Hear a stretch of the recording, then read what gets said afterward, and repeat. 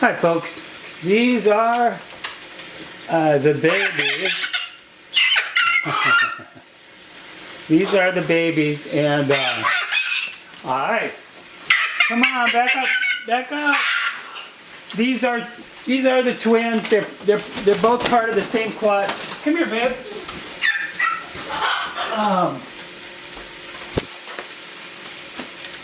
And let me quick look. Hatch date December 16th. So what do we got? January, February, March 1st. So okay, so we're looking at almost 12 weeks. Come on, guys. They're very hungry. I thought this is, oh no. I lost my light. Let's see if I got another battery.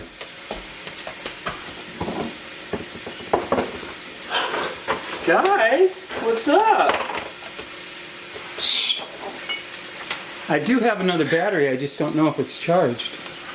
Let's see here. Hopefully, we're good.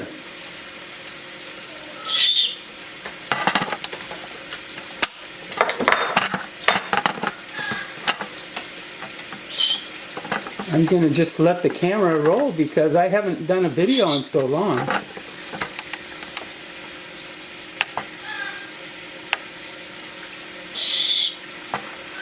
Alright, we got some power. Awesome! Look how wild they are. This is crazy. Okay, folks. I'm going to feed them. This is what they're crazy about. Alright, let's go. Let's go. Come on. They're still on, like, really 3 times a day formula. Come on, babe. Good, baby. Here we go. Here we go. And here, come on, come on. Come on. Good girl. Come here. Oh, that's a macaw in the background. Come here. Here we go. Come on. Come here. Good girl. There we go. This is what all the ruckus is about. Hopefully that was all, not really looking at the monitor too much here, but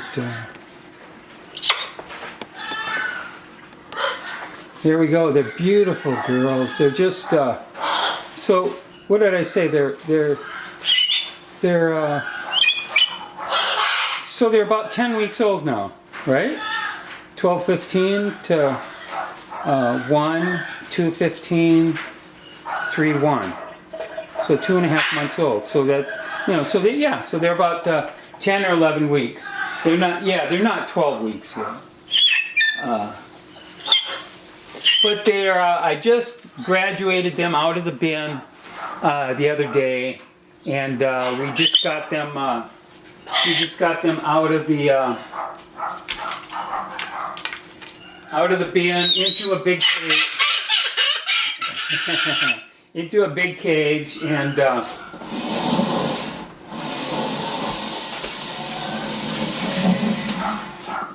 I'm going to come over here and sit with you.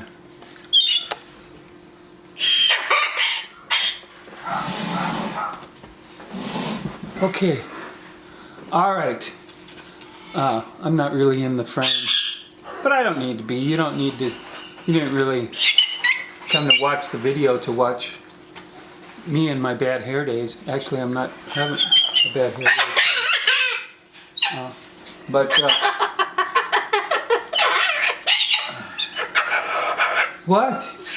What? What's going on here? Huh? What's going on? What's going on? Beautiful girls. And usually, okay, so the female, I'll just give you a little background on this. The pair that has these babies, I've had the male since he was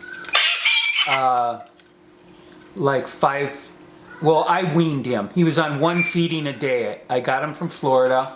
A breeder shipped him to me one feeding a day, and I don't sell my birds like that, but that's how she did it, and that's fine. And that was that was not without issues. Believe me, I had problems, it was so that's the father, and then the mother I got from Oklahoma. They've been together for about 10 years. Hey, stop! Get off of her! Stop with that. They've been together for about 10 years. They've been having babies for the last about 5 years. So they were together about 5 years before they started having laying. Stop! Will you please? Stop! Will you please? Come on. Energy, energy. Huh? What's this all about? Lower the energy level here. Here, get that foot sitting right, will you, please? Here, energy. So they've had quite a few babies, and well, they lay the eggs. I incubate them, and I hatch them, and then feed them from day one.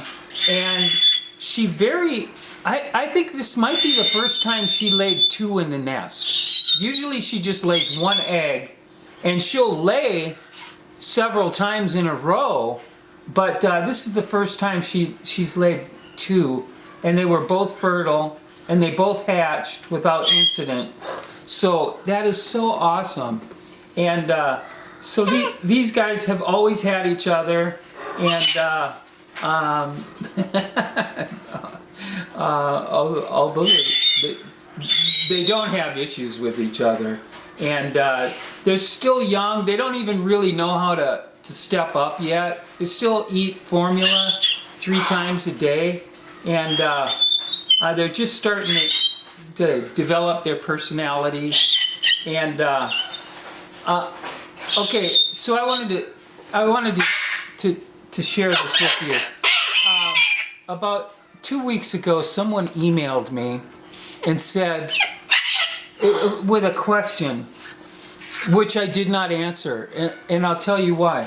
So the question was, how is my life, what is my life gonna be like with a cockatoo? And although you think, well, that's a fair question, right? You know about the cockatoos, but the thing is, yeah, I know a lot about cockatoos. But the thing is that's not the question for me to answer. That's the question for you to answer. What is your life going to be like with a cockatoo? If you understand, like my life with a cockatoo is different than your life with a cockatoo. Come on, they're animals. You have to be committed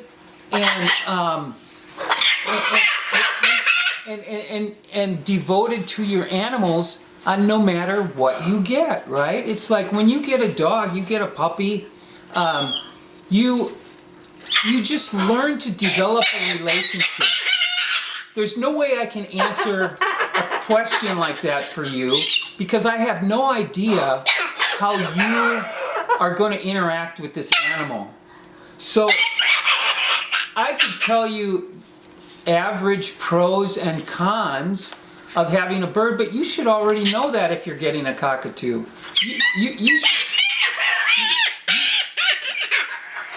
You should know that they're loud, busy, chew. They're big. Look how big that beak is. They're excitable. I mean, all of these things you would gather just from your most cursory view on the internet of videos of cockatoos, and over my site even. You know, I have on my website, I have tons of videos up there. So I mean, so here's the thing, folks. You get a hold of me and say, what's my life going to be like with a cockatoo? It's not my job to either convince you one way to have a cockatoo or to not have a cockatoo. This is something that you get determined yourself, and I'm sorry, I can't really tell you what your life is. I don't even know what your life is now. How do you handle your bills? You know, how do you how do you buy a phone plan? Do you have an iPhone and do you pay $90 a month for your phone? That's not how I do it. I have track phone. I pay $120 a year for unlimited minutes and text. And I don't, I have a Samsung, probably a version, I don't know, 11 or I don't know, 8 or something, OS 8 or OS 11, or maybe they're at 14 and I'm at 11. I'm like always behind. But that's how I conduct my life. It's like when it comes time to you have to take the bird to the vet for some reason. Are you going to be willing to pay a vet bill?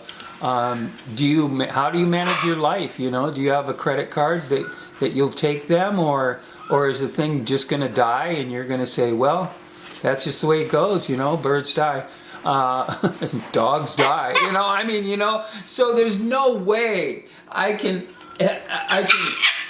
even begin to tell you what your life is going to be, because I have no idea about your life. And you probably heard this before, a life is what you make it, you know. So I tell you what, most of having a bird is going to be up to you, the owner, what you teach the bird, how much you work with the bird. And see, even here, like this is a feeding station. I'm just starting to teach them now to sit on this stand instead of being in a plastic bin and me feeding them. I'm teaching them to get used to, this is your feeding station. I go to the cage with this little thing, you know, and they hop on it, you know, from the cage. So I'm starting to work with them like that, and you know, it's really going to be what you make it. But you can see they're smart, they're busy, they're full of. It's not like having a cockatoo. What is so funny with you, huh? You are really active this morning. I would say this girl is going to be a talker. She's already been vocalizing a lot, and she's only 10 weeks old. So I have had birds talking before, like right as they're weaned, as I'm sending them home. So every once in a while, you know, cockatoos are really known for, not known for talking, but known for just saying a few words. That's very common with cockatoos. You know, they'll say hello, how are you, pretty bird, and you sure are interrupting me a lot. Oh, yes. Yes. So let's see. This is 166. This is actually the second one that hatched. This is the first one that hatched. 1216, 1218, and they're good eaters. So I don't know. This is I don't know what else I can say about that issue, but I will tell you that I did not email that person back. And I really didn't email them back and say, hey, I can't answer your question either, because I just thought, you know, just figure it out. Even in their question, they said, well, I know I could go on the internet and look up all this stuff, but I thought, seeing as you have them, you could just tell me because you know. And it's just like, yeah, that's really not the right approach. I only know what my life is like. I don't know what your life is like, so I can't answer that for you. So, folks, the moral of the story is, when you get a hold of me and you want to buy one of these birds, know what you want, know what you're willing to put up with, know what the work you're willing to put in to have such an awesome friend, and they, believe me, they're already jumping on the floor, you know, coming to my feet in the kitchen and crawling up my leg. They want to be with you. They're gonna love you to pieces, and they're very social animals. And just be ready, as you know, just be ready to have an adventure, really. And whatever happens, you're committed to it. That's all. That's the short answer.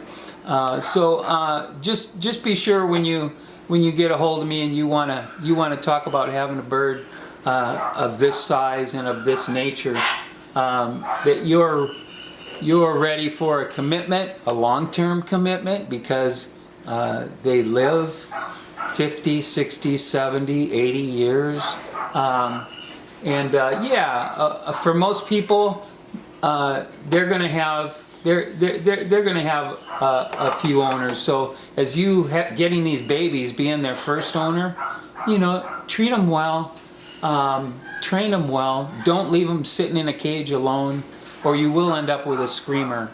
Don't give them too much handheld attention. You know, get them used to just sitting outside the cage on a perch or in a toy area, where they're not begging to be held. Because if you get them used to just being held, that's how you make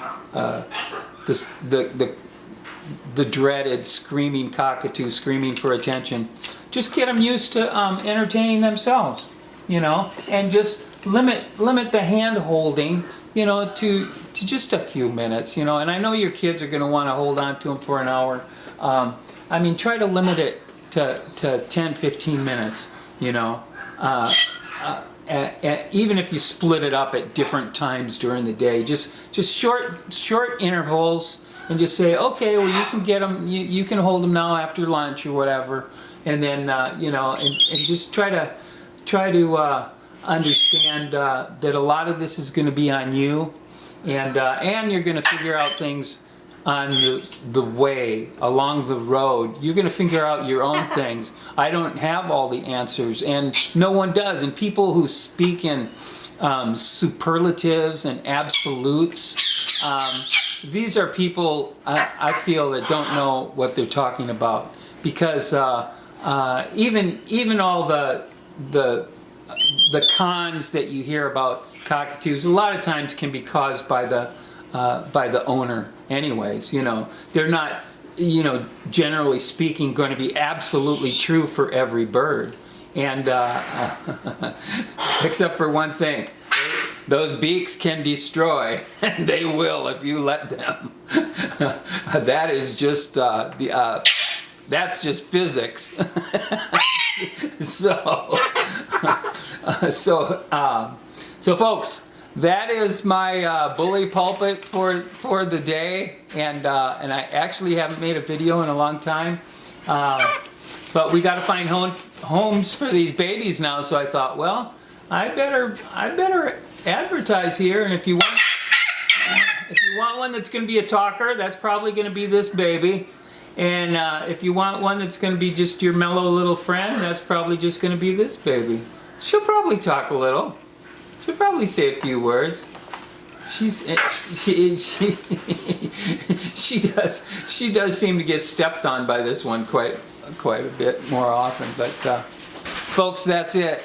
And I thank you for listening, and thank you for watching.